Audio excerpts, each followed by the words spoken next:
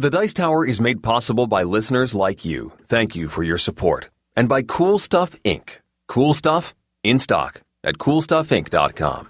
The Dice Tower, episode 546. Cute games.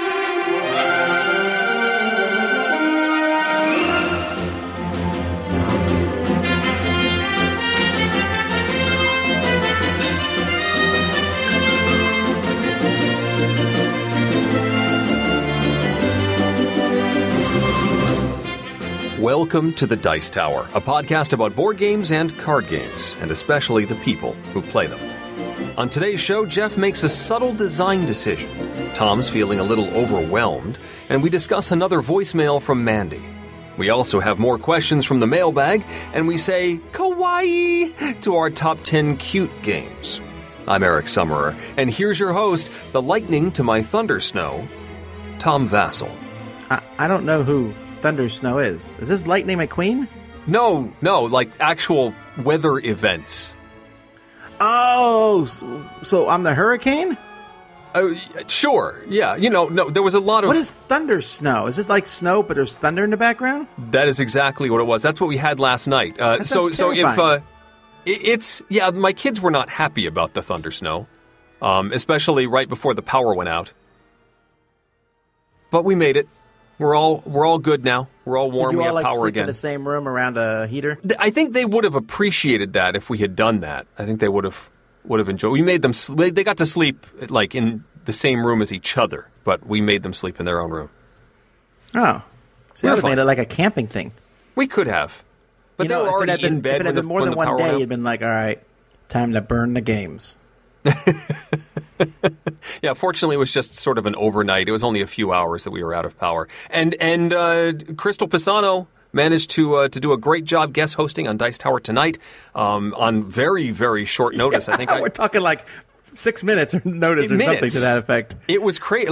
It was maybe 7 minutes before we were supposed to go on, and my power shut off. You were about to send me the link or log on and get us all started. I was calling you on Skype and you weren't there, and I thought, well, that's weird. Eric's usually ahead of schedule. Well, I guess maybe he's tired. Maybe he forgot. Is tonight the night? Are we supposed to be doing this show? I think we're supposed to be doing this show. I'll look at my phone. Oh, Eric's out of power. Yeah. That was my train of thought. Awfully sudden. And then you don't realize how much you rely on having power to do everything. We're sort of sitting around the propane fireplace, and the light's not great. I was trying to do some character work for my next book, and I finished that, and then it's like, well, what do we do now? It's dark. I'm gonna surf the. No, I can't do the net. Nope. I'm gonna read a book. Oh, they're all on my iPad, which just ran out of power. Yes. Do we have to talk? And then you realize you have board games, but the problem with no electricity is the lighting is always bad for board games. Yeah, it was not a good time. I thought about maybe pulling out a solo game and trying to work through that if I knew what the icons were, and it just wasn't to be. Anyway, it's all better now. Well, I'm excited, folks, because we have sent out the pledge manager for our Kickstarter. What that means is if you backed us on our Kickstarter, thank you, as always, you should have got a pledge manager link to go in and finalize the things you want and send us your address and all that jazz. If you haven't done that yet, please do it. Please do it, because I really need to get this going. And every year we have people. I've had people. Sometimes I get like a pledge from like 2016, and it's like no, it's over. I'm sorry, but there's like a statute of limitations. I think at that point, I don't have any of those promos anymore. But anyway, it's not just that though. But you like hold everybody else up. It's like when everyone's getting in it in the van, and you're running late. And so then everyone's late. That's kind of how it is if you don't fill out the pledge manager. If you wanted to be involved in the Dice Tower, you can still do that. Just email us and we'll get you on that pledge manager too if you want. Eric just talked about Dice Tower tonight. Remember, every other week. So next week, if you're listening to this, on Wednesdays, Eric and I are slowly stuttering our way through figuring out how to do this live thing. It's an adventure for everyone. Hi. All right. Okay. So one thing, I've been mentioning this on Board Game Breakfast, and I realize we have not been talking about this on the podcast itself. We are part of a larger network of podcasts called the Dice Tower Network. I've heard of it. And as time goes by, podcasts leave the network. Sometimes they fade away. Sometimes they just decide to go their separate way. That's fine. You know, there's no you don't have to stay forever. But other podcasts also join. Now, usually I bring them on only a couple times a year or so. So at the beginning of the year was a good time to do so. And we added 4 new podcasts. So over the next 4 episodes, we will talk about one each. Okay, so I'm going to talk about them in reverse order. So the one that joined us last is actually kind of like a rebirth of a podcast of some sorts. Sure. Flip Flory, who used to run one of Eric's favorite podcasts. He didn't run it. He was part of the cast of Flip the Table. Well, you know, his name's in the title, and you'll never persuade me otherwise. Yeah, it's actually unrelated. He was named Flip before Flip the Table. Never mind. Continue. I understand that. We've had this conversation many times, but I will go to my deathbed believing they named the show after him. Sure. Anyway, Okay. Flip the Table was like where they would play a really bad game, and then they would talk about it in a very serious, not so serious way. And then they would do a game show, which was the part Eric liked. I liked it all, but yes. Well, you liked the whole thing. Well, now Flip, by himself, without all his cohorts, is... All right, what's the name of the show now? It's Flip Flory's Super Saturday Board Game Serial. Except serial is spelled... Serial. E-L. A-L? A-L. Oh, man, I can't... Okay, so, you know, I thought he spelled cereal wrong. You know, but he's banking on the fact that a few listeners remember when it used to be Saturday morning when you watched cartoons and not at night when you queued them up on Netflix. Right. So he does this. How would you describe his show, Eric? Oh, it's a variety show. I mean, there's always like a game re-theming segment where they take a popular game. There's lots of guests as well, a cornucopia of guests, including a few voices you might recognize from the Dice Tower Network or even this program. What? You were on the show? I haven't even listened to that. So far as what's aired, my son and I have appeared in one of the segments where he takes a child. So my 6-year-old was on, and he gives them a name of a game. In this case, it was Food Chain Magnet, and asks the child what they think the game is about. And so my 6-year-old is trying to explain what his idea of Food Chain Magnet is, which was very entertaining. I like this idea a lot. It's very, very fun. There's also this game re-theming thing where you take the guest and a popular game and then re-theme it with a pop culture theme and how you would change the game to fit that theme. They do some very weird segments about sniffing board games or movies based on popular games. It's some fun stuff.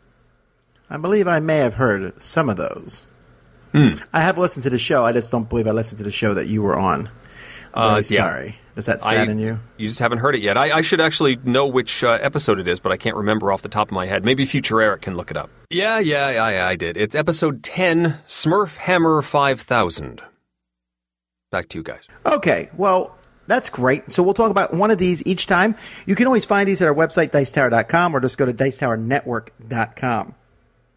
Okay, I am on review overload. Oh. I don't know how else to explain it. Okay, so as of us recording, as of you guys listening to us, right now I'm in Gamma, and Eric is reading a book somewhere. But I'm in Gamma, and I'm doing a lot of interviews. So to prepare for a week when we're gone, there's a lot of effort that goes into that and a lot of preparation and things like that. So I decided to do 2 weeks worth of videos in 3 days. And I did it. Wow. And then when I was done with it, I went and did Dice Tower Tonight. Okay. And then I was like putting the show notes together for this, and I was like, man, I've talked about all these games over and over and over and over and over and over and over again. And in fact, one of the videos that I put on my I was going through my shelves. I have all these shelves of games that need to be reviewed. And every time I play some games, I stick them on these shelves, and eventually they show up and get reviewed, sometimes faster, sometimes they sit there. And some games have been sitting there for months because I didn't really like the game, and I kind of dreading the thought of going through and explaining the rules that are pretty long and drawn out, and it's a lot of stuff about this game, and I don't really like the game, and I'm going to go through all this just to say I don't like the game, and I was like, ugh. So I keep putting them off, and I was like, nope, I need to clear these off. So I did 11 of them in one video. Yep.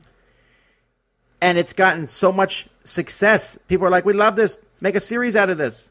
I'm like, no, I don't want to make a series out of it because that's a lot of negativity in one thing, and also that was like built up over like 6-7 months. Right. That's not how I'm going to do all my negative reviews. It just happened to be most of them were fairly lengthy games with tons of setup, and it was just a lot of blah for me. Mm-hmm. But at the same time, I didn't want to say nothing about it. So most people were pretty happy with it. One of the designers was not so keen on it, but okay.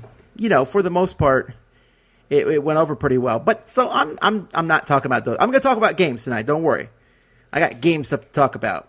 In fact, I want to jump into this topic a little bit more. But before we do that, I'm not going to take Eric's joy in talking talking about the few pathetic games he plays. Pathetic? All right. No, actually, I think one of the games you played here is good, and I don't know anything about the other two, so I'm just kidding. I'm kidding, folks. People who say I'm always mean to Eric, which is kind of true. All right. Well, take it away, Eric Summerer, voice of wonder. Thank you. So first up for me is Doctor Who: Time of the Daleks. This is the Doctor Who theme from Gale Force 9 that spans several of the Doctors, although they're not all in one box. I think you get the first Doctor, the fourth Doctor, the 10th Doctor. 10th? No, not 10th. You get the 11th Doctor and the 12th Doctor in the box. Only nerds are staying with you at this point. I'm sorry. Hey, quick question, sidebar here. Have you noticed that there's this Doctor Who thing on the TV show itself, that they're starting to hit this on the nose a little too often these days? Like, I don't remember them doing it very often when I first started watching, but nowadays he's like, I'm the Doctor, and they're like, Doctor Who. Oh, yeah, they do that maybe more often than they should. Yeah. It's occasional. It's not that bad. No, I'm just noticing it more. Okay. Never mind. Go back to your numbering the Doctors. Sure. Anyway, so there are supposed to be expansions that add more of these Doctors, and I think it will be better once you do that, but I'm getting ahead of myself. This is a dice rolling game. Think something like Elder Sign, the Arkham horror dice game. You are traveling around different time spaces. There's a Earth future, Earth past, Earth present. There's different planets you can travel to, and they all have dilemmas that show up there, and they have a certain combination of dice symbols that you need in order to complete the dilemma. You also have your Doctor, and you have companions that you've added, and many of these companions sync. They have synergy with ones from their timeline or with their Doctor that they're supposed to be with. But you can have a Doctor from the fourth, or companion from the fourth Doctor, and one from the 12th Doctor, and they'll still work. They just don't mesh quite as well. So anyway, these companions allow you to switch out dice that are better at doing certain things and re-roll dice, and basically you're just trying to get this proper combination of symbols. If you succeed, you've completed the dilemma. It gets removed. You get some sort of reward. You may wipe out the Daleks that are sitting there. If you fail, though, nasty stuff is going to happen. A Dalek shows up. You lose something significant. You may have to kill off a companion. Nasty stuff. And ultimately, you're just trying to reach the end. You can play this either cooperatively or competitively. We played it co-op. You're trying to reach the end of this big track before the big Dalek ship does the same thing. It's going to move forward and backward based on your actions. I was very excited to play this, and I think thematically they've really grasped how it all fits together. Those companions have little thematic twists that really fit their real characters from the show. There's a fez. You can get a fez that gives you some sort of bonus, but if you ever have River Song as one of your companions, the fez goes away because at one point in the show, River Song shoots the fez, and you don't have the fez anymore. Stuff like that really makes this a treasure for Doctor Who fans. So if you like Doctor Who, this is worth playing at the very least.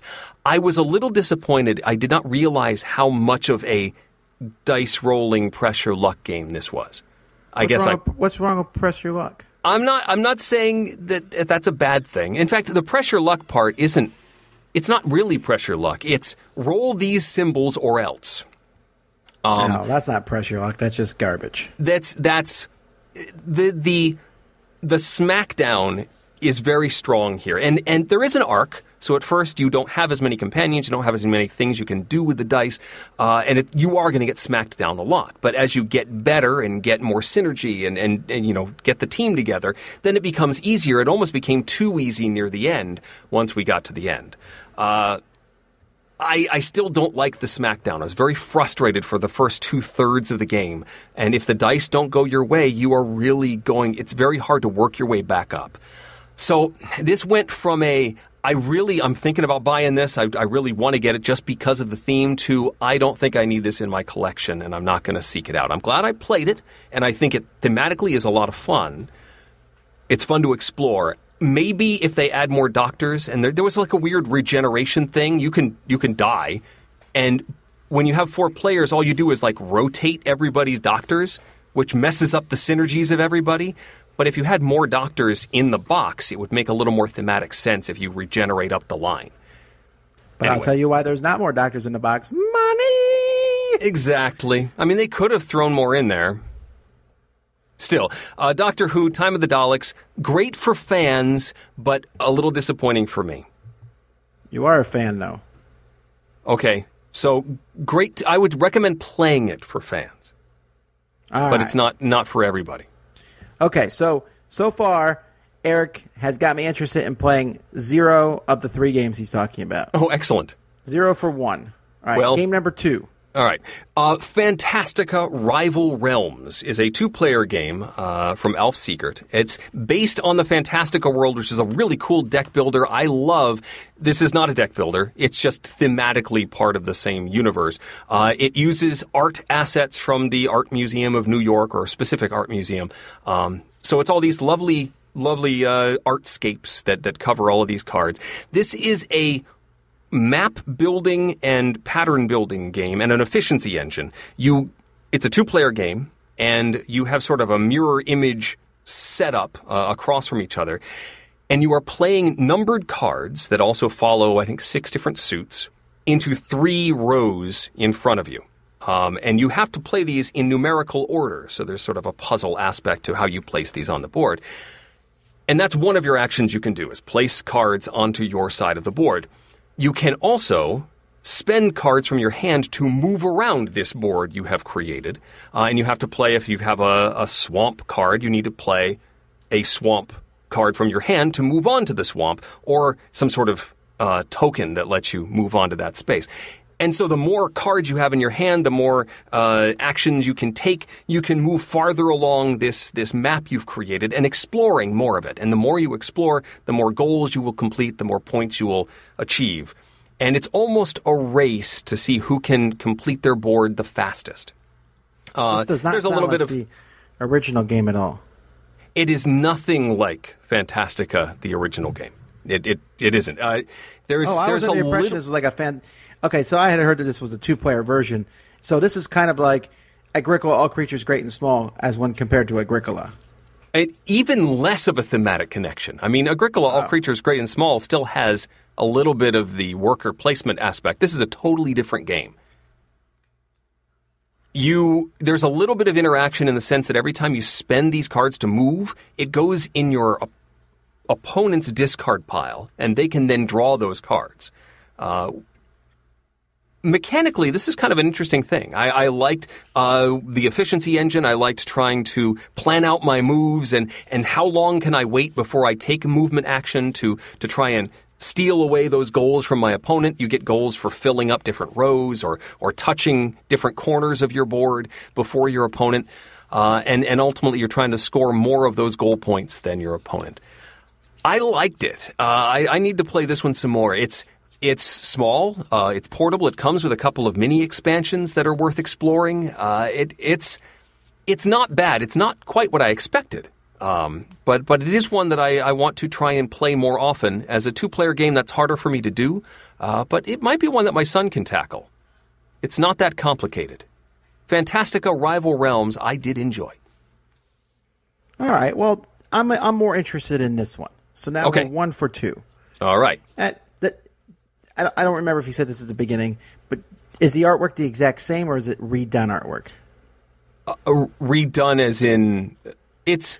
Like, can you tell that they just took artwork from the original game and put it in, or is it new artwork? I would have to do a side-by-side comparison to see if they're some of the same paintings. Certainly the cover is evocative of the original. They sort of took like one painting, like a Degas or something, and took different sections of it for different cards, if that makes sense.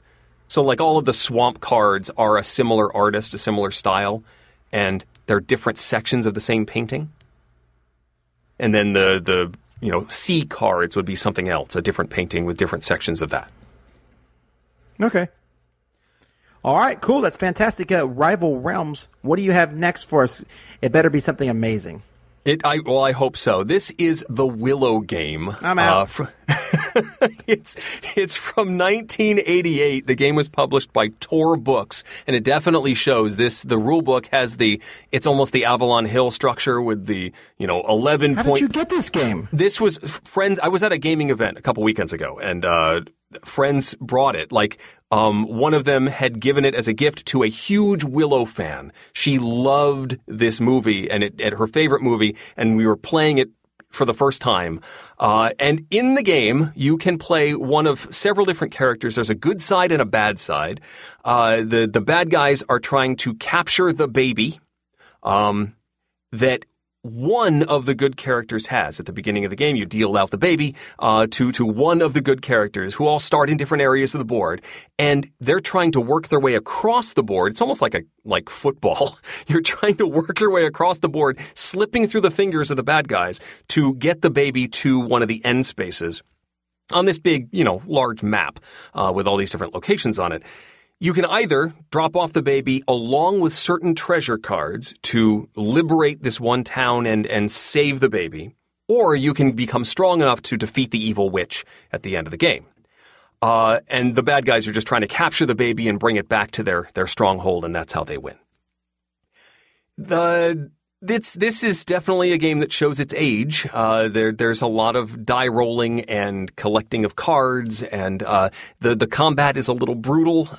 There's ways you can lose all of your stuff and just keep getting smacked down by the bad guys. This doesn't sound like your game at all. It really isn't my kind of game, but it is a semi-co-op, sort of a one versus many sort of game. I enjoyed the adventure and the cheesiness of it. Would I run out and play it all the time? No. But as a one-off experience, the Willow Game was much better than I thought it would be. And the sort of capture the flag aspect of it, the keep away aspect of it was kind of fun. I gave, let's see, who's the guy? Mad Mardigan had the baby to start off. And he met up with... No. With the two guys. He had the baby, and he met up with the two guys from the forest, whom I can't remember, and they were traveling along together, but then they got cornered by, evil Skullface guy. And I've never seen Willow, so please don't hate me. What? I've never seen it. So you played a game from 1988 that clearly is out of your comfort zone. Yeah. Based on a theme you have no idea about. Did you lose a bet? No. I just walked by. I said, "Hey, Joe. Hey, Erica. How you doing?" And they said, "Well, we're about to play the Willow Game." I said, "Well, okay." And so I sat down and I played it. It was very simple. Anyway, so Mad Mardigan was getting cornered by the evil Skullface guy, and he passed off the baby at the last second to the forest guys, and they ran off while he was getting cornered and couldn't move, because if you take damage, you can't move out of the space. So he was just stuck, but the forest guys ran off into the forest, and for some reason, Skullface kept hitting me. And so, no biggie, because the forest guys made it to the goal before Skullface realized, oh, he doesn't have the baby, and chased the other guys. It was entertaining. I liked it. If you're a fan of Willow, it's got a lot of thematic flavor in there. So if it is like your favorite movie ever, it might be worth tracking down a copy of the Willow Game. I don't need to play it again, but it was an experience. I like the movie a lot, but it's very dated. I'd like to see this one redone, honestly, with better special effects. But then they'd have to release a new board game too. You've only persuaded me, sir, to play one of the three. All right, then. But that's okay, because now Jeff's going to talk about a game that doesn't even exist yet. 3,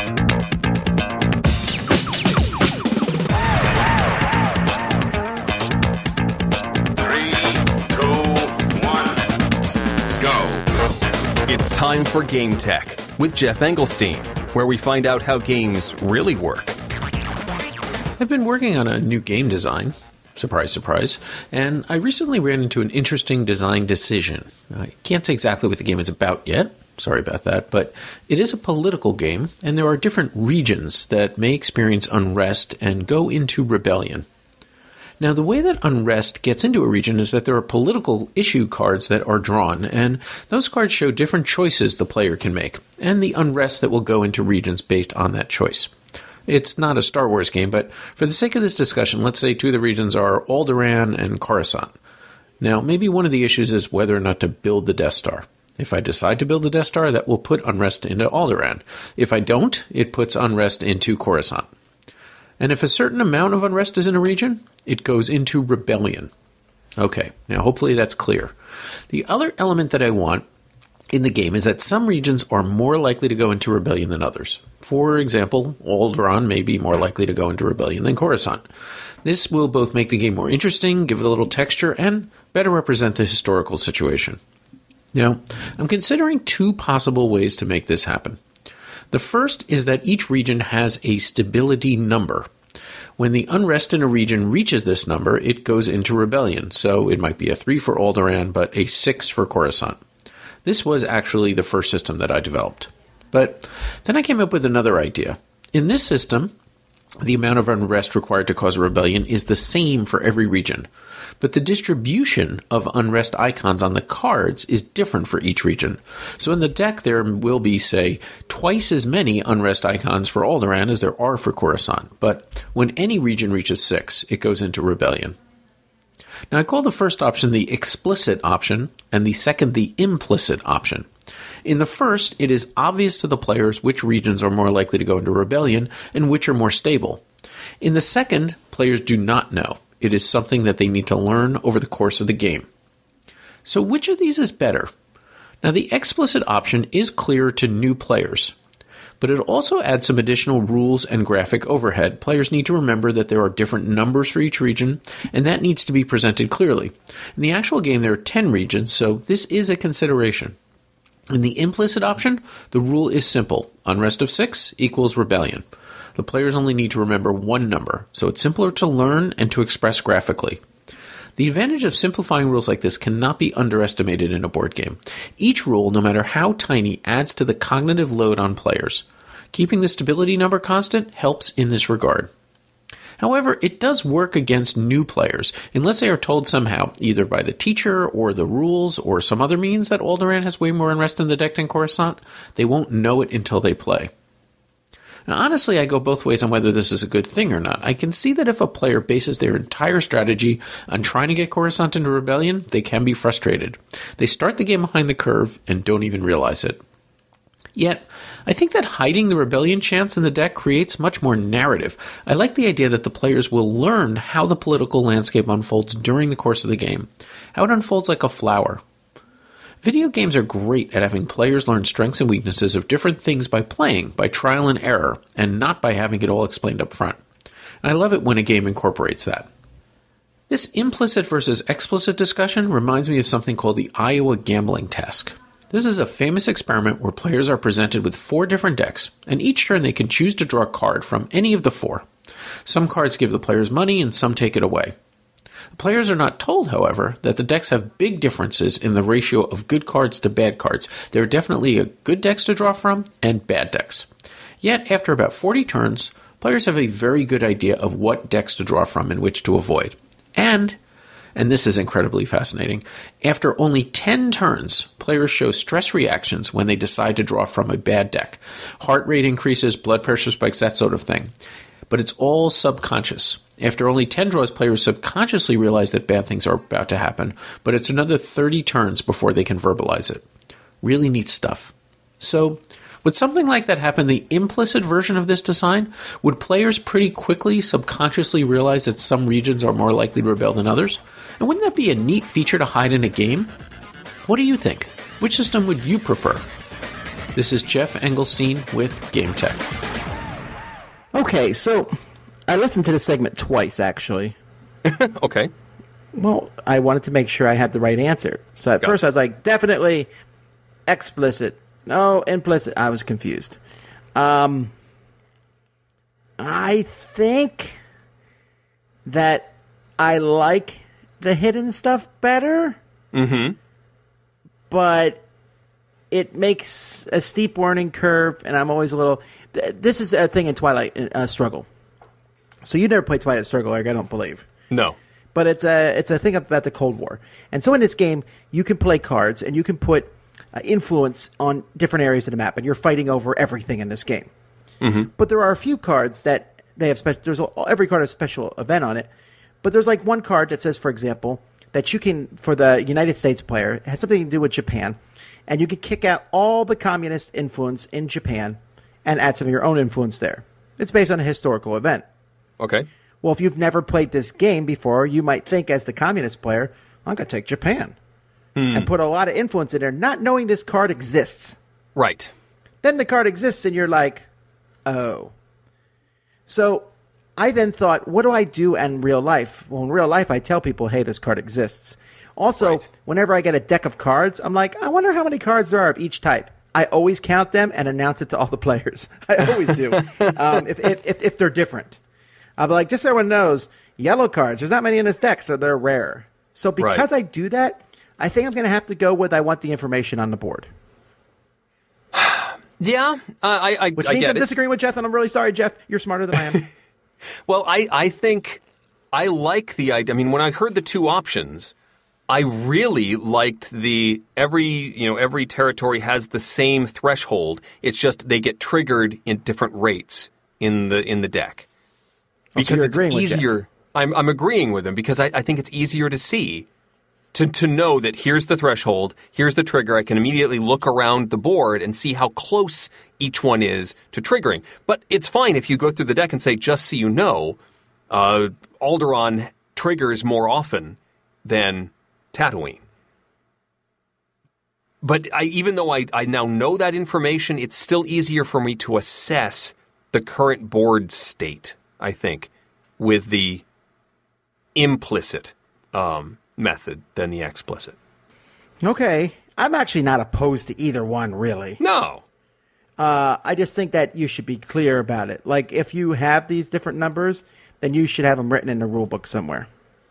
Sure. And you could even, color code them like a red, yellow, green or something to indicate how volatile they are, even though the number is still the same. So that that red one's, those are going to come up more often. I should be more careful about them, even though the threshold is the same as all the other territories. Okay, so that's that. Folks, tell us in our forums what you think about that. We have two forums at this point in time, by the way. We have our forums that we've always had, which are at Board Game Geek. And if you go to the guilds there, or if you just go to our website, dicetower.com, and click on forum, you'll go there. But we also have a Facebook group. We do. Which kind of exploded. We started it, and I thought, hey, we'll get a few people to join this. As of me speaking, we're pushing 6,000. Wow. So, yeah, that's exciting. They're both different, the different groups, and I post in both of them, so don't worry about one or the other. But the Dice Tower group is a closed group, but we will allow you to join it as long as you're not a spammer. So shouldn't be a problem for our listeners. But anyway, tell us in those things, which one do you think, implicit or explicit? All right. I wanted to talk about this. I wanted to talk a little bit about it last night, and I did, but Eric wasn't there, so I want to bounce it off him again. Sure. Bo sent us a question, and he said he read an article from Bruno Feduti. Bruno Feduti wrote a blog about the current market in board gaming, and he seemed to imply that we've achieved a critical mass we're in. And as reviewers, I believe you guys can most assuredly attest to this, that the market is so saturated with games that it can no longer support the many great titles coming out and simply get relegated to the back shelves or never get ordered by stores to begin with, to simply pass through time unnoticed. Evergreen titles are less and less common, and as a budding game designer, this seems to be disheartening to say the least in my desire to seek out a publisher to possibly work with me on my game designs. Do you notice this critical mass as well? How many games that would have been stellar shelf staples 10 years ago go by like a ship in a night without so much as a nod from the market these days? So I've really been thinking about this because this is not Bruno Feduti wrote a blog, and I read that blog. And a couple other people have been talking about this. A few distributors have mentioned it. I was watching a panel at a game designer conference where Eric Lang and Rob Davio and Jeff Engelstein, all very, very three smart people, were talking about this exact same thing. At this point in time, as a game designer, you can get a game published pretty easily. Maybe even more easily than you used to be able to. Yeah. Because publishers are out there, and there's so many games in the market, they are hunting down game designers left and right. Which is why, and please don't be offended, if you come to me and be like, someone picked up my game, I'm happy for you. I'm not as impressed maybe as I once might have been. Because I think the bar for them picking games is lower, and the market is definitely being flooded with games. Now, I don't think that this is bad for the hobby, and the whole hobby is about to collapse under its own weight and blah, blah, blah, blah, blah.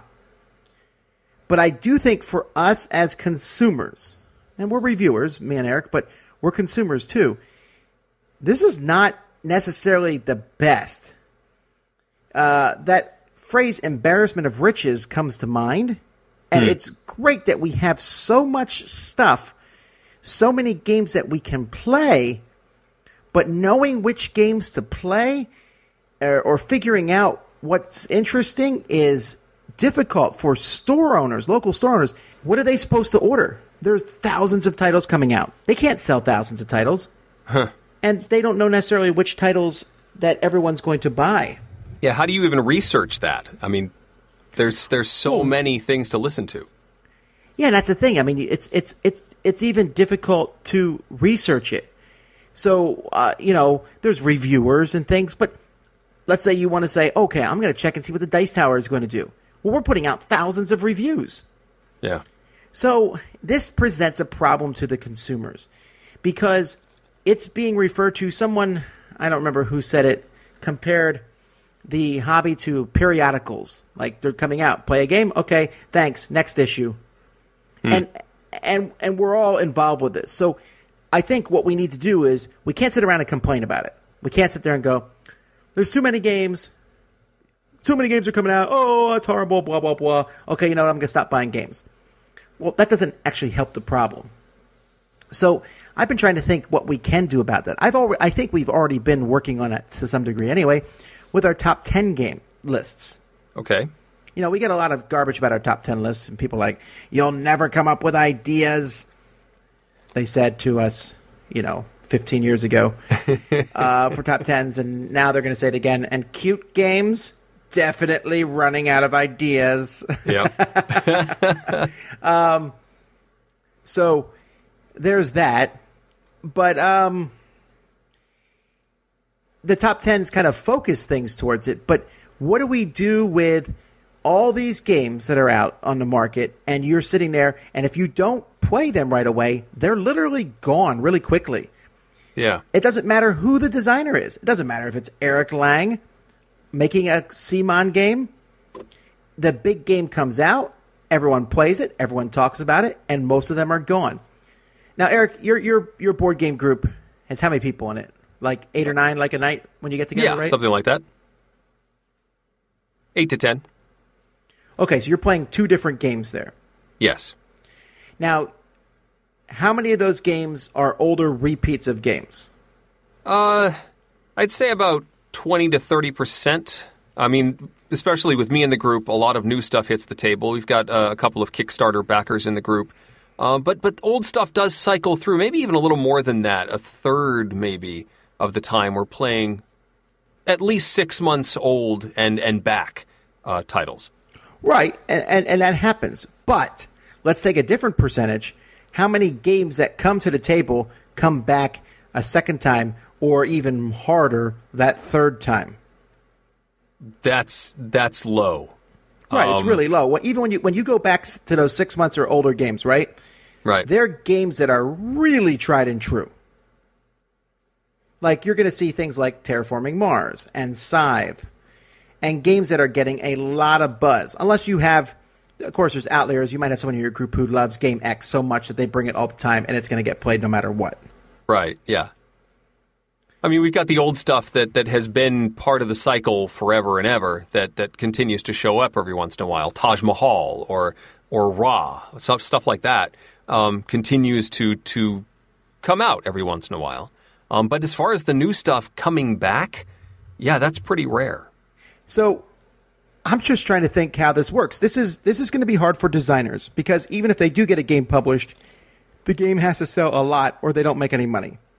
Eric and Rob talked about this in their thing. In their designer panel, they were saying you have to be thinking and working on this all the time if you're gonna make money as a designer in the business, because most games just don't sell that much, and these huge hits don't happen very often, and so there's game coming out and out and out, and so I think the hobby is kind of at a critical mass, and I think we're going to see some major shifts as the next few years come by. We're going to see some small publishers go out of business. They just cannot stay afloat with people buying so few games. And some will stay afloat, but merely as a hobby, right? We made just enough money to break even. This is fun to do, but making and producing board games is work. Like, yes. I'm like mind boggled. Steve Jackson Games released their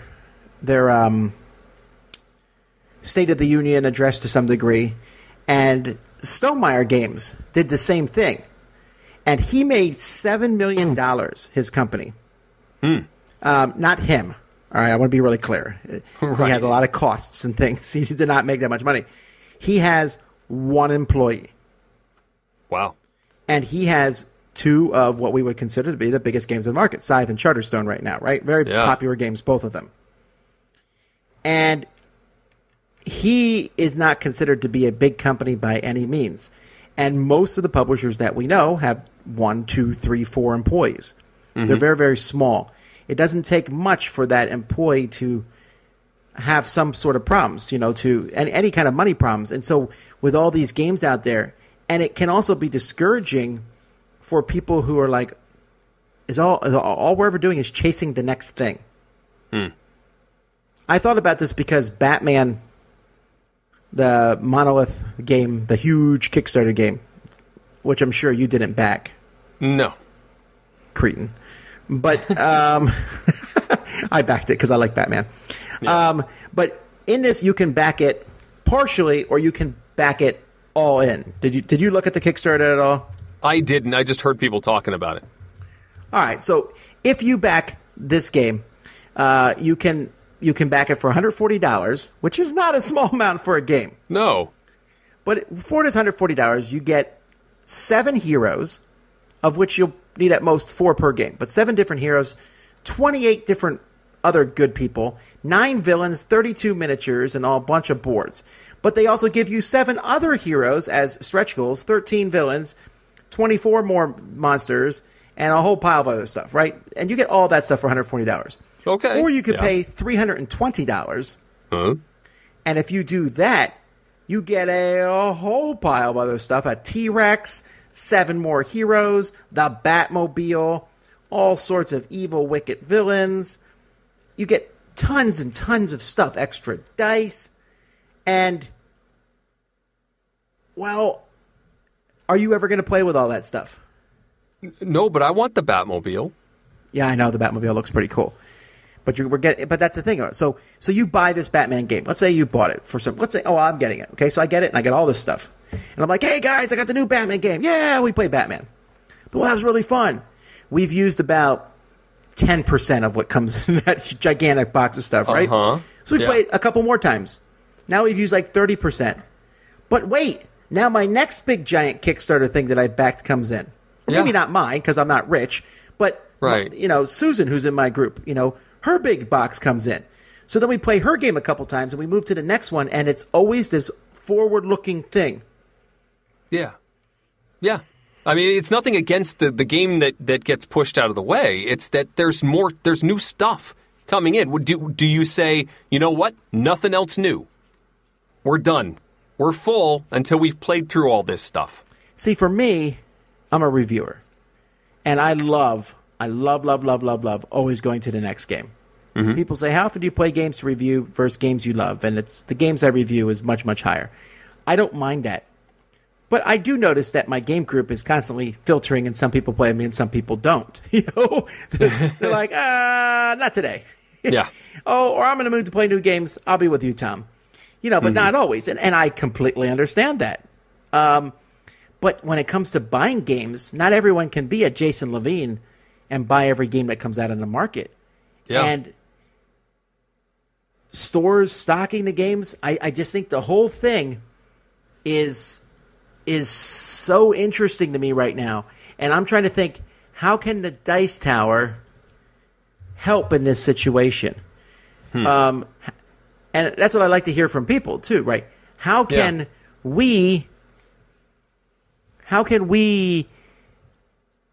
make it so that it's not like this gigantic deluge of games that you see? I try to do different things. I do a look back video every week where I do all the reviews, real short snippets, so you can just see some of the ideas and go look at them. On our show here, we will talk about a few games. Maybe we should only talk about the best ones we think. But then the little ones get lost. Right.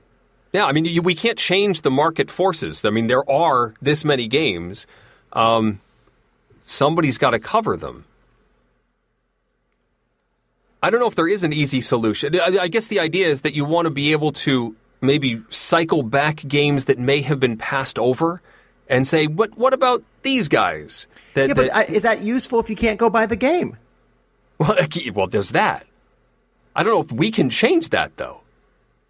No. And I don't know that we can change that. So what can we do to help people now? You go to the store and there's a gazillion games there. Or you go online and there's a gazillion games there. Which ones do you get? You go to Kickstarter and there's a gazillion games there. And the frenetic, just mob nature of, oh, look at this game. Let's get to the next stretch goal. We want this game to be big and huge and have a gazillion pieces. And it can be exhausting. If I'm starting to feel exhausted, then it's got to be more than me, right? I mean, I mean, if I'm exhausted and I have this overwhelming thing, everyone has their own solution. A lot of people are like, you know what? I'm gonna not buy more than so many games a year. Great, but how do you pick which games you play? How do you play them to begin with? Yeah. I know that I'm like presenting a bunch of problems here, and I'm not really presenting a solution because the solutions are different for different people. There's the publishers themselves. How do you get your game to be different than everyone else's and to rise above the pack? For the store owners, how do you decide which games you will have in your store? Mm-hmm. And for the consumers, how do we know which games to buy? And how do we keep from getting caught up and buying more and more and more and more and more? Right. You know what, folks? Send me emails specifically about this, and we'll read some of them on the show. Sure. Because I like to hear people's thoughts on this. And I love to hear, especially from game store owners, from people in the industry, you know, your thoughts on this too. So if you're a publisher, designer, I mean, I love to do this. If you'd like to come on and talk about it briefly, I'd love to get different opinions on this, because I really think of all the things we're dealing with in the industry right now, this is something that's affecting everybody. And I don't want to blame Kickstarter, but Kickstarter has contributed towards this huge amount of games. True.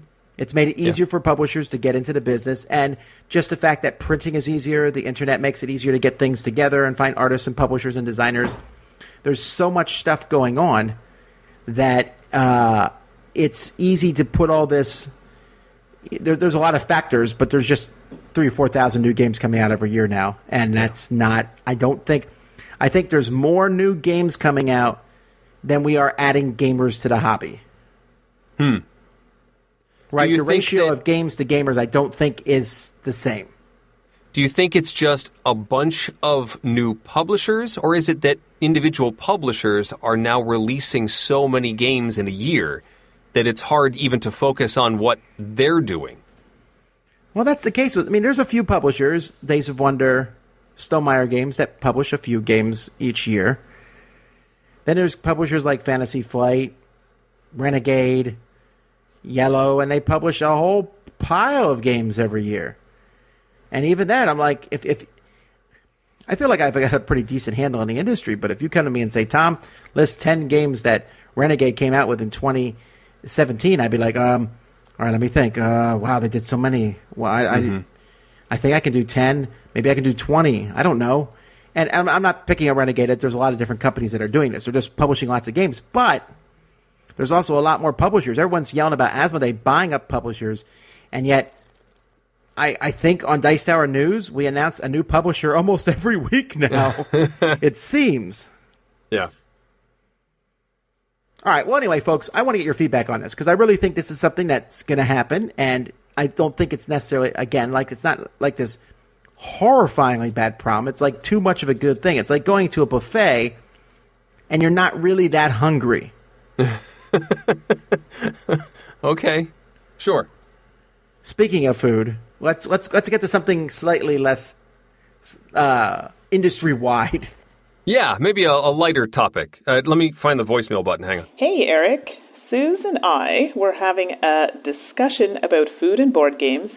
I know what you're thinking. Nothing new.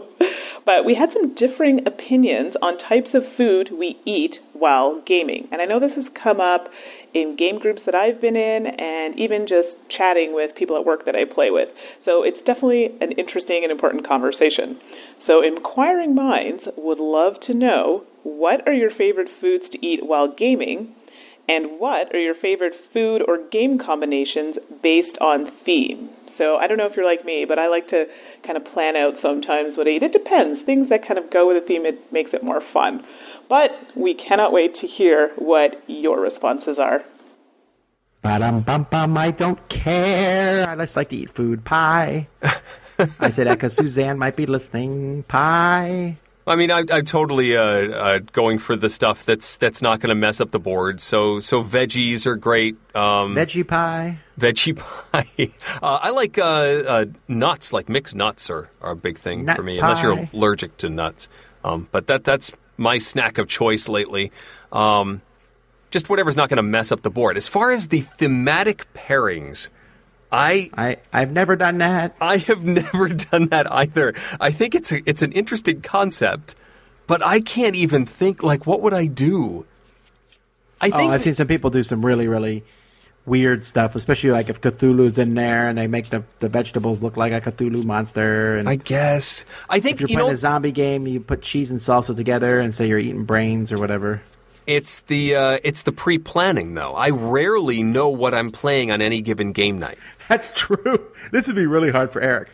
Okay, I'm going to pick a game, and you guys got to play this game because the food matches. The food matches. I'm bringing this food because I think I have a pick tonight, and I really want to play this one. But then if I don't get the pick, then the food's going in the fridge because we are not eating this unless I get my pick and we're playing my game.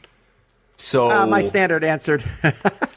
My standard answer for foods during a game night is pretzels. Pretzels are great. Or vegetable trays. A healthy choice. Now, the problem with vegetable trays is there's always that little tub of... the dip. Of ranch dressing, right? Yep. And you don't need that ranch dressing. No. Vegetables are a little sad without it. I mean, I can eat it without the ranch dressing, but people might look sideways at you if you offer them just celery. I guess. Anyway, I hope that helps. I don't know if that's... I don't think we're creative enough to come up with good pairings like that. No. Tune in next week, and they'll give many better pairings. I'm sure they will. What would That's a promise. If you were doing a space theme, I guess you could serve space ice cream. I almost bought space ice cream. I was at the Air Museum in Ohio, and I was going to buy it for my kids, and then I looked at the price, and I was like, I'll just buy them ice cream. It's something like $4 for a pouch. And it's a very small amount of ice cream. I used to love that stuff. I'd buy it like crazy whenever I was in a science museum. But it's expensive. It is. Yes. And then you eat it, and it's gone, and I guess you could keep the wrapper. But anyway, no. All right, well, let's jump into some questions. Tom. Tom. Tom. Hi, Tom. How many meeples tall are you? How many game pieces have you broken with that gavel you use? If you could eat at a restaurant based on any game, what would it be? And now, the Dice Tower will authoritatively, definitely, possibly, maybe, answer your questions. Tom, which way to the game library? Julian says he played One Night Ultimate Werewolf, finally. And so he brought it to his group. He didn't think it was going to be that big of a deal. And they raved about it, and it was a huge hit. And he says he thinks the thing that makes the game is the dulcet tones of our own Eric Summerer. I can't argue with that. Well, let me tell you this story then. So we went to Recon, me, Eric, and Sam. And they played a party game there. Or not a party game, but like a trivia game show. And so this trivia game show was like all geekdom. So it was the League of Geeks there. There was some board game geek, like a Harry Potter geek. You know, there's like different clubs on his campus, and they all came together to do a show. Okay. So we came in and we were on these trivia teams. And so I was with one of the fans of the Dice Tower, and Sam and Z were on a different team. And so they played a kind of a weird party game where they went around and they played a giant game of timeline. Right? So they gave you a card, you had to go up and put it there, and it was about something geeky. But it could be like, when was this, Mortal Kombat 2, when was that released? Stuff like that. Yeah. So that's interesting. But the second game they played an audio clip of something, and you had to say what it was from. Now, most of it was music, and from like video games or movies and things like that. All right. And they did one per team, which I don't think they should have done it that way because they made the game go really long. And also, if you didn't happen to know yours, that wasn't very fair.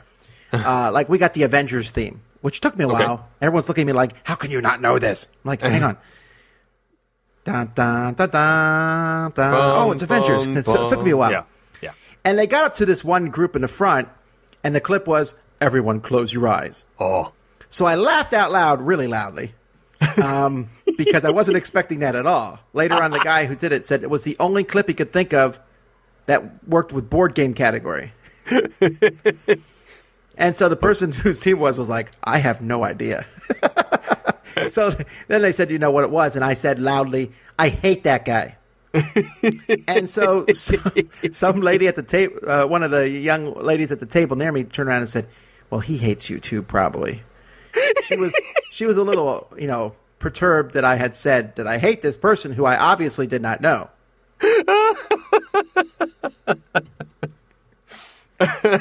So I had to go explain to her that I know this guy, I work with him, that was a joke. But I'm kind of a big deal because I know the guy who did that voice. And they all nodded, yeah, that's pretty cool. No, I don't think so.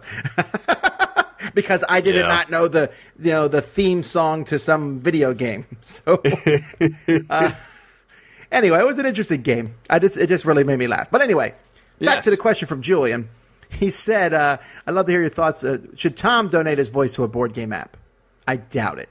I've never been asked. I'd probably say no. Because I don't have a voice for radio. What would be a good fit?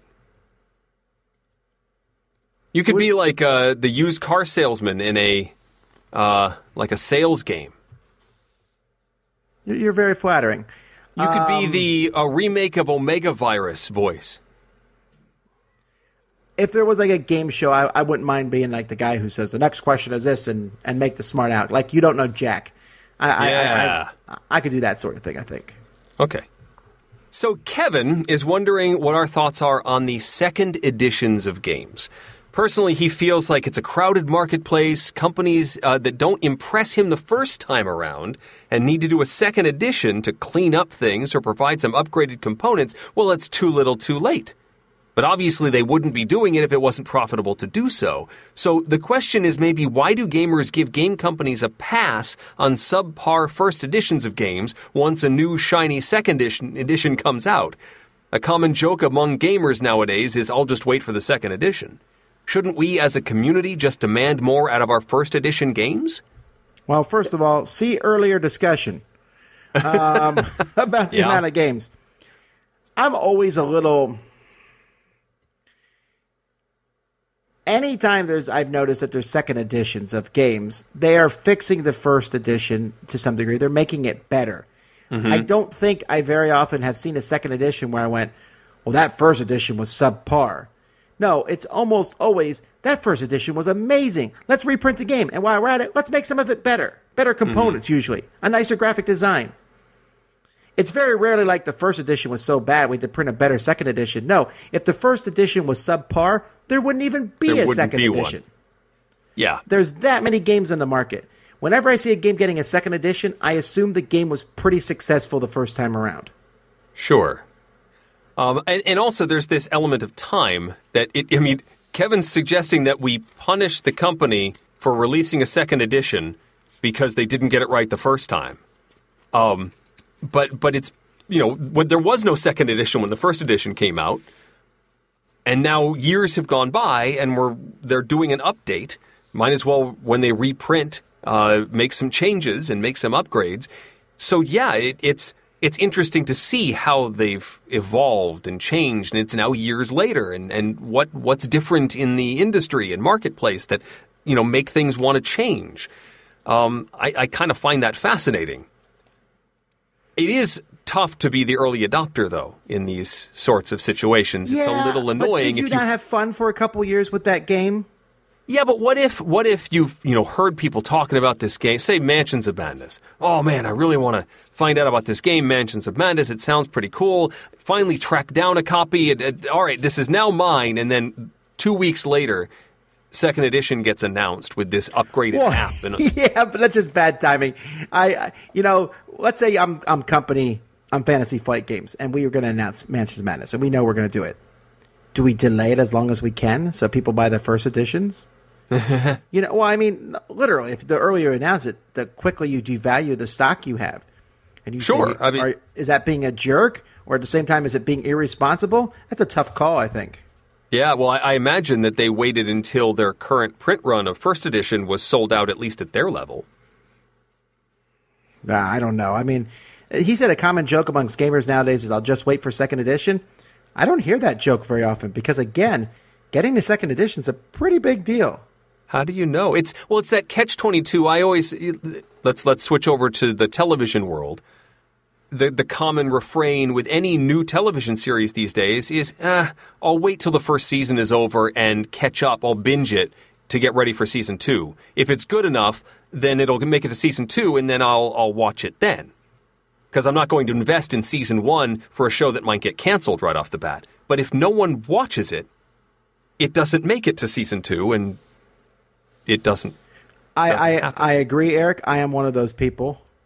And I feel no shame in this one because I'm just going to allow other people to do it for me. That's fine. So because I've been burned too many times, I'm not watching no more TV shows that only have one season and then leave me hanging. Boo. It's true. It's true, John Doe. Dagnabbit. I'm still mad about that Surface game show. Okay. Let's see here. Jason is just got into GSBS, the Graduate School of Biomedical Sciences, University of Texas MD Anderson Cancer Center. I would always call that GSBS. Yes, that's a mouthful and a half. Anyway, he's going through scholarship applications, and he wonders, are there scholarships available to board game enthusiasts? He's searched for this, and he can't find it. There are scholarships and grants for video gaming, but he found out about the Jack Vassar Memorial Fund, but that's not what that is. That's to help people who are in crisis and time of need. Yes. As far as I know, there's no such thing as a board game scholarship. Yeah. I think never heard of one. It's an interesting idea, but I think it would take a concerted effort, I think, by a conglomerate. I don't think a single publisher could pull it off. Right, and it would have to be in association with a design program. So like NYU, right? Jeff Engelstein teaches for NYU's game design program. It would have to be associated with that, a scholarship for being trained to design board games, and not just for fans of the board gaming hobby. Are you sure it has to be that way, though? Maybe it's just someone who's really good, and you're going. I've been going through college at a Catan scholarship. I'm going to the World Series next week. Did you win some money for playing Catan? professional. You lost your scholarship. But no, I've never heard of any fandom scholarships for playing. I think board this games. is like an interesting possibility, though. This sounds like something someone could put together. It would be interesting, I think. I would support it. Sure. I mean, how would you qualify for the scholarship? You just explain how you're. They would have to make some sort of way. They would have to do it, but it would be an interesting scholarship. And I need it done in 3 months. Just for no reason. Just it seems like an arbitrary deadline. That seems like a fair timeline. That would be a great time. Well, listen. Melody turned 18 a week or so ago, and she just got her Congratulations. license today. And I'm boy. quite a bit poorer. But huzzah! Huzzah! Now Well, an now adult. she can drive the kids around to stuff. She can drive the kids around to stuff. I mentioned that activities. to my second daughter today, and she's like, "I'm not letting her take my life in her hands." I was like, "You do that with people all the time."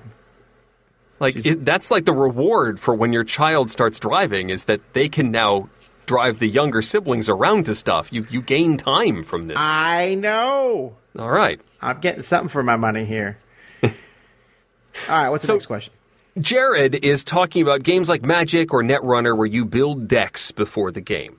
But in games like Dominion or Star Realms, you build decks during the game. And this leads to confusion about the term deck building.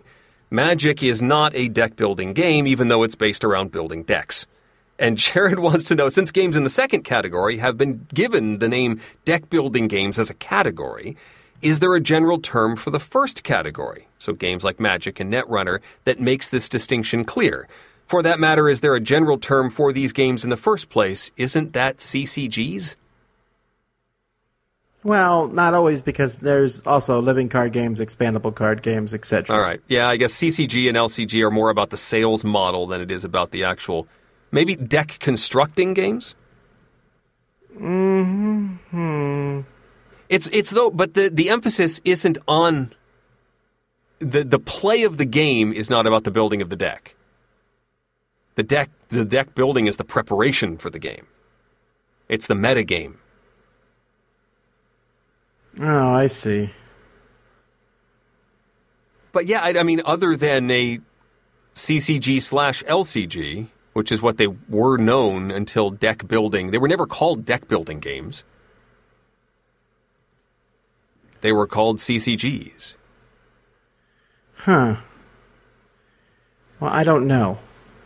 How do you get across a term that you build the deck before you show up to the game? I don't know, Eric.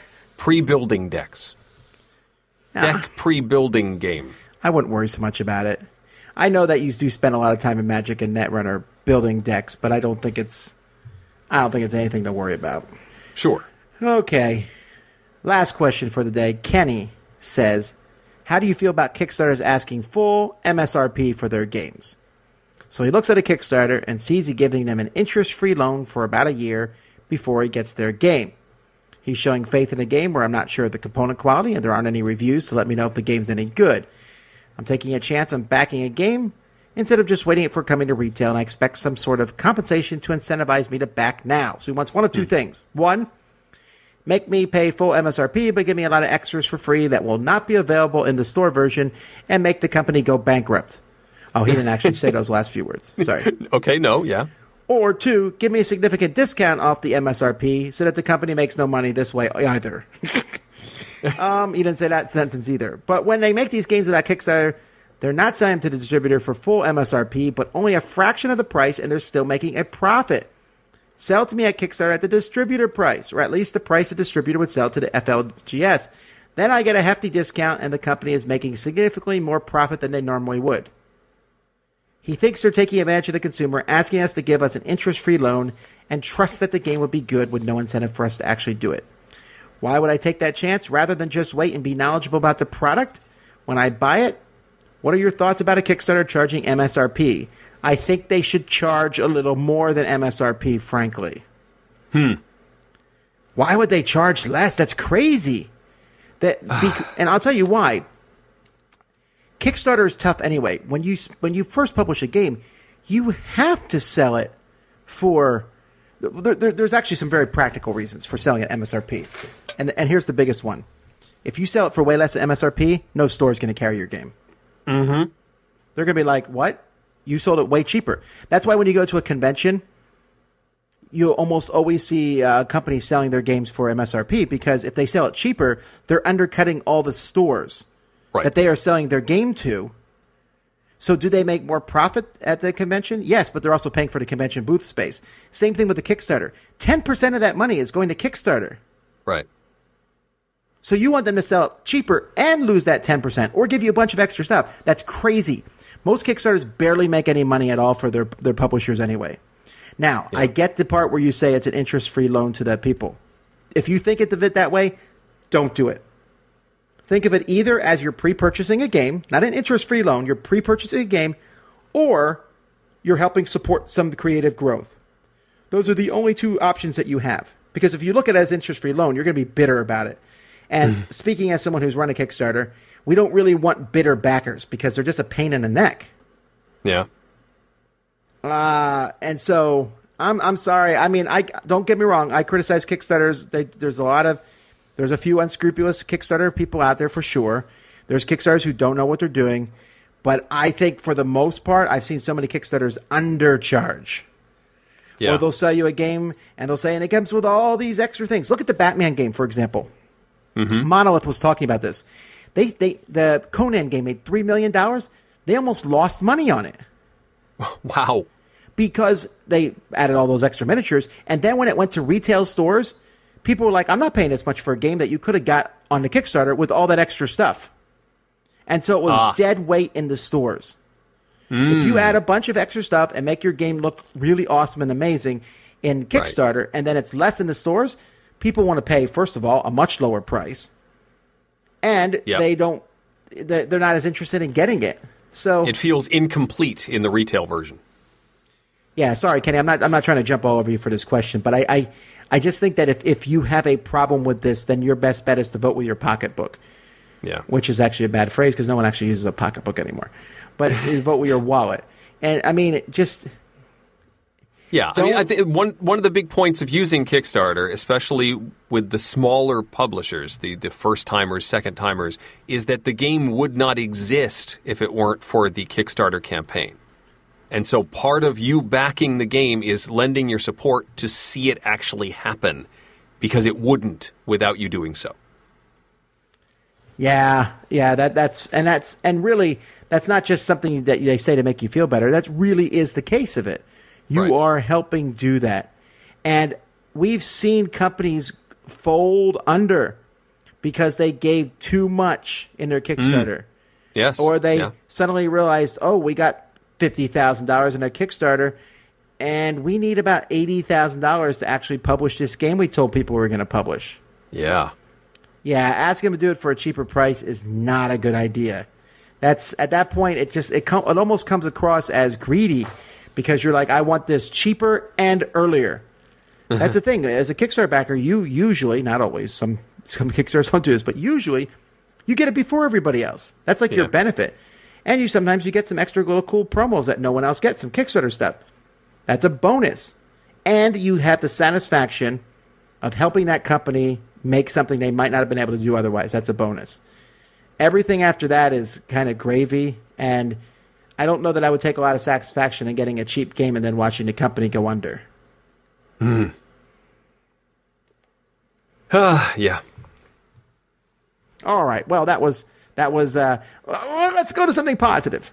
It's a Dice Tower Top 10.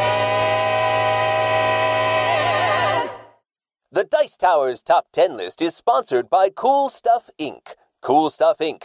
Cool stuff in stock at coolstuffinc.com. Okay, so, I picked this category because I don't know. I think this is something that's attractive to the hobby. Like, right now, I think we have a glut of games, especially on Kickstarter, where they're like, did you think Kingdom Death Monster was grotesque? Well, we're going to make this thing have eyeballs growing out of its eyeballs. And this next thing is going to be so gross, if you look at it, you'll go blind. Uh-huh. There's a lot of that, right? Yeah. But yeah. it's been proven pretty conclusively that the cute stuff sells too. That's true. And I tend to like it, right? My kids like it. My kids are like, that's so cute. Yeah, and well, so it certainly has curb appeal. You sort of look at the box and go, "Oh, yeah, that's adorable." Or if there's adorable components, that can often be a selling point with many of the games on our lists. Although I've met some people, sometimes they'll be like, "Yeah, that game. If that game had just looked a little more serious, I would have enjoyed it." I'm like, garbage. I do hear that with art sometimes. Man, I really wish this weren't so cartoony. I'd be more serious about it. Like, what? Really? It's a game. What? Why do you need it to be photorealistic, toys, serious? People. Toys. Yeah. I guess it's that backlash of, games are not just for children. They can be enjoyed by all ages. And this cute artwork just makes it look like it's a toy. Yeah, I get it. Yeah, but I think we're kind of coming out of that. I as someone who deals with a lot of people and I have to tell them that my job is gaming, I don't hear so much the aren't games for kids anymore. I don't really hear that much anymore. Yeah. All right. Well, let's get to our list. I think we're pretty much on the same page for this list. We have only a couple crossovers, but we're very, very close here, I think. Yeah, I did. I know I asked how much we wanted to focus on children's games. We had said, a little text. I don't care. And then when I made my list, I was like, you know what? I'm not putting kids' games. That is exactly how that went. And in fact, the phrasing was, I care not. Like, there was even a little snootiness to it. Why are you even asking me this? I care not. That is how I respond sometimes. Like, I care not in my text. I don't mean it snooty. I was like, meh, Eric, do what you want. And I was like, I might put some kids' games if I can't come up with 10 adult games. And I was like, holy cow, I could have come up with 50 adult games, actually. So I'm just going to stick with those. Well, I do skirt the surface a little bit, but I tried to keep family weight or above. I will not give you any garbage for that. And in fact, there's a couple games in your list, and I was like, oh. But unlike Eric, I don't change them after I've made my list. Actually, I do that sometimes, but I didn't today. What? I didn't change anything. You've done it in the past. I have hard copies of these lists. If you really want proof, I can show you that I've circled them and written it all down. Anyway. You have occasionally changed things. Occasionally, but not as often as other people on this program. I'm not going to name names. I'm just saying. Okay, here we go. Number 10. Number 10 has adorable little robots that you then send into battle and crush with conveyor belts and smashers and lasers. It's Robo Rally, and it's all because of Twonky. I love Twonky. Twonky is adorable. In every edition of Robo Rally, Twonky is adorable, and I always get to be Twonky. Wow, I don't even have them named. I just like, there's the green robot and the blue robot. But you're right. No matter what happens to these robots, you just imagine it's like a cartoon, and there's a little bit of smoke, and they're a little beat up, and they're like, all right, let's try that again. They're adorable. It reminds me of like Portal 2, the video game. You've got the co-op mode with these little adorable robots. Same sort of deal. You got cute, silly little guys running around getting smashed. Robo Rally, my number 10. My number 10 is the best treehouse ever. Have you played this one, Eric? I have, yeah. Yeah, I really like this one. It just has cute... It's like making this giant treehouse. It's ridiculously gigantic. And as a kid, you're just like, oh, that's amazing. But adults put it too. And it's just cute to see how this whole thing comes together. You're building this big treehouse, all these rooms. There's a swimming pool in a treehouse, which is a really bad idea, by the way, for so many reasons. But it's just fun and cute looking. So my number 10, best treehouse ever. Number 9. Number 9 is the closest to the kids' pool on my list. That's the Ladybugs Costume Party, which has these magnetic ladybugs, and you're trying to figure out which bugs are attracted to each other. So you actually move the bugs near each other, and if they attract, if they have magnets in their noses, if they attract, they kiss. And if they repel, they sort of one spins away. Like, I don't like you. It's adorable. And it's really for the pieces alone. Ladybug's Costume Party, number 9. My number 9 is Zooloretto, which has animals, which is kind of cute, but it has baby animals. And there is a law in nature that baby animals are like 1,000 times cuter than adult animals. We know this because kittens are lovable and cats are demons. Sure. But Zooloretto has the fact where you can get together and have baby animals, especially I think one of the expansions adds even more baby coolness to the game. So people like the zoo thing. The aspect there is going to appeal to a lot of people who like that cuteness. So my number 9, Zularetto. Number 8. Number 8 for me is one of many Fragor games that are going to show up on, I think, both of our lists, and that's Poseidon's Kingdom. This is an undersea I forgot themed, this one. undersea themed game. Everybody talks about the dice wave, the mechanical aspect to this, but there's also tons of these, little creatures, sea creatures that are moving around the board. They're adorable. Poseidon's Kingdom, number 8. Eric is correct. Good choice. That's my number 8, too. No, actually, I'm not going to change it. My number 8 is Smash Up. Now, Smash Up is not actually that cute, I guess, in the base game, but there is a lot of cute factions, specifically the Pretty Princess one, or whatever it's called, that adds cats and unicorns. There's like the My Little Pony stuff. And, even at its scariest, you pick like a monster, a ghost, and a Frankenstein thing. It's not scary. These are cute monsters that you are fighting with in Smash Up. I like it. Maybe it's just cute for me. I don't know. Yeah, I mean, you put Smash Up on your monster list as well from a few weeks ago, and again, that's like a small piece of the pie of Smash Up. There are some cute factions in Smash Up. Well, maybe I'm just trying to see how many top 10 lists. Like when we do next week, we'll do top 10 ninjas, and I'll be like, Smash Up. Then Smash Up has ninjas. Pirate games. I'll be like, Smash Up. We could turn this into a running gag. As long as we know what's going on. I'm not a fan of running gags, though. I've never done them. Number 7. Number 7 is Reef Encounter. Because you're going to have to explain this one to me.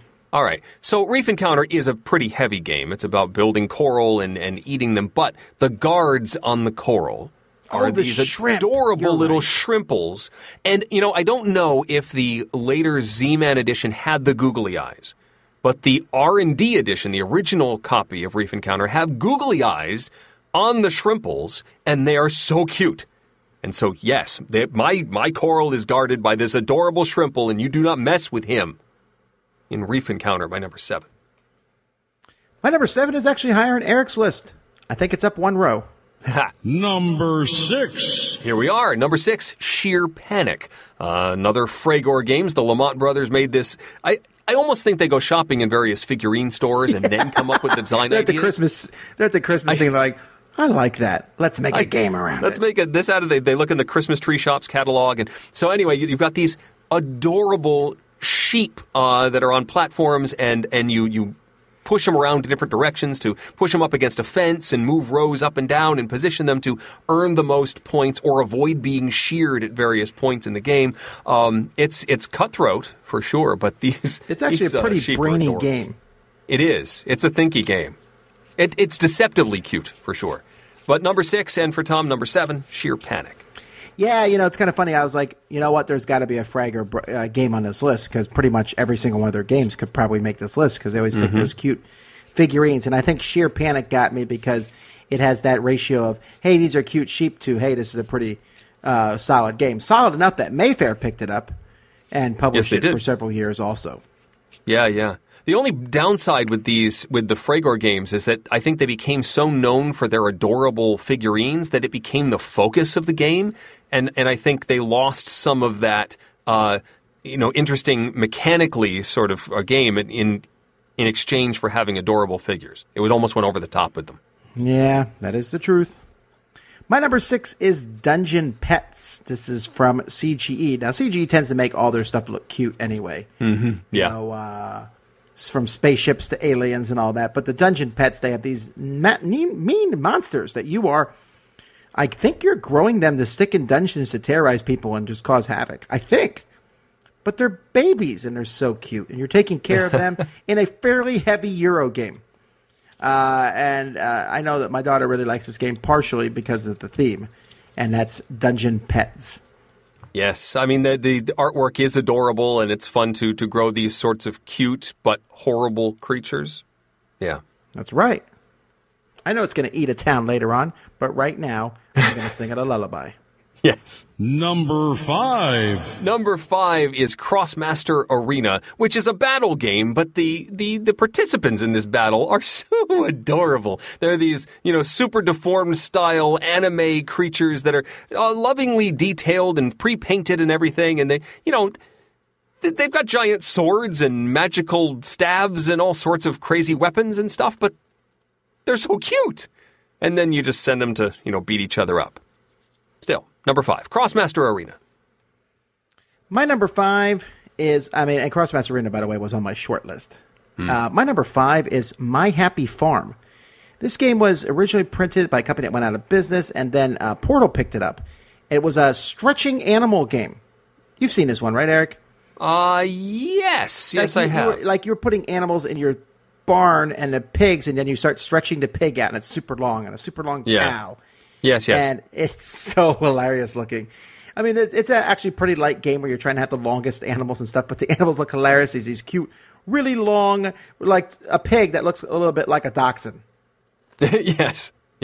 And I don't know. That tickles my funny bone. I like My Happy Farm.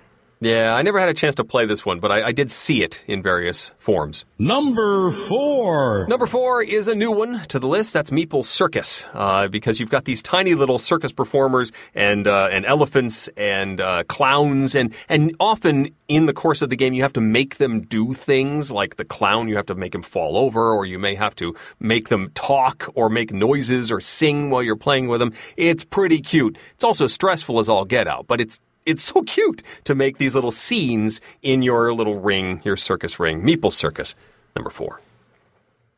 Yeah, I like that one too.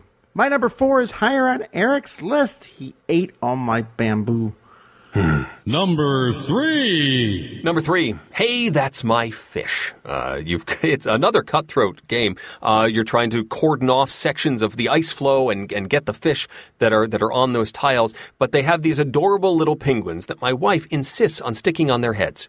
At least in the edition that we have with the wooden penguins. But there's also far more detailed versions. This has come out in a lot of different editions with lots of different penguins. And they're all pretty darn cute. But still a nasty game. Hey, That's My Fish. My number 3. My number 3 is Asking for Troubles. This game is a worker placement game in which you are trying to get a bunch of equipment so that you can catch these troubles, who are these cute aliens who are coming to your planet and, they're causing trouble. They're like sitting in the front of the movie theater and talking really loud, which I guess is not that cute. But the whole game has this cute vibe to it. With the aliens and the goods and getting them. And it's a pretty solid worker placement game, too. Highly recommend it. Number 3, Asking for Troubles. Yep. Of all the ones on your list, this one has the best Kickstarter video. I don't know if I've ever watched that. You should. It's really good. Number 2. My number 2 was Tom's number 4, and that is Takinoko, the game about the panda that you are... I love the story that, like, the Japanese emperor has been given a panda by the Chinese emperor, and you are tasked with keeping it happy, and it sort of rampages around the board and eats the bamboo. And the figurines are so cute, and even better if you ever see the deluxe edition with the panda that's like 4 times as large as the original edition. That's adorable as well. But still, small or large, it's this adorable panda that sort of lumbers around the board. There's a Chibi's expansion that adds small little baby pandas and a female panda. Super cute. And a lovely game as well. Number 2, Takinoko. Oh, by the way, also a good game. Also a good game. This is one of those ones that, like, when I was making this list, was like one of the first ones that came to my mind. Yes. It was obvious, it's a game about panda, and bamboo is colorful, and the whole thing has a cute vibe, but also a really solid game. Highly recommend it. Great family weight game. My number 2 is my basically response to Eric's Crossmaster Arena, and that's Arcadia Quest. I think if you met somebody in real life whose head was 1/3 the size of their body, it would be a grotesque, horrible thing. Maybe. I gotta be careful how I say that, because I don't mean to if someone actually does have that problem, I don't want to make, babies are pretty close to that, I guess, when they're born. But it just seems like if you met but this chibi thing, super popular, and when you put them in miniatures, for some reason they look super cute. And we could have listed top 10 chibi games, probably. Crossmaster Arena, obviously, Arcadia Quest, Super Dungeon Explorer, and the list goes on and on.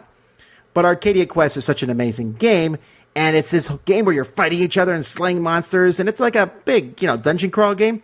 But everything's cute. The monsters are cute. I mean, I'm going to kill them anyway. And then when you add in the pets expansion, oh my goodness. It's cuteness overload. Even a puppy dog couldn't compete with Arcadia Quest in that time.